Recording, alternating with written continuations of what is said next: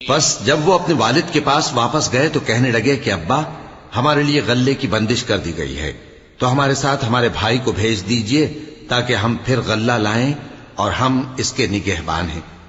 याकूब ने कहा कि मैं इसके बारे में तुम्हारा एतबार नहीं करता, मगर वैसा ही जैसा पहले इसके भाई के बारे में किया था।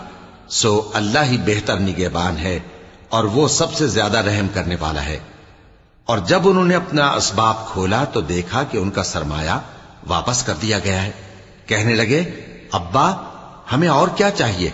देखिए, ये हमारी पूंजी भी हमें वापस कर दी गई है और हम अपने अहलो अयाल के लिए फिर गल्ला लाएंगे और अपने भाई की निगहबानी करेंगे और एक बार शुत्र ज्यादा लाएंगे कि ये गल्ला जो हम लाए हैं थोड़ा है। याकूब ने कहा कि जब तक तुम अल्लाह का अहद न दो कि इसको मेरे पास सही और सालिम ले आओगे, मैं इसे हरगिज तुम्हारे साथ नहीं भेजने का, मगर यह कि तुम घेर लिए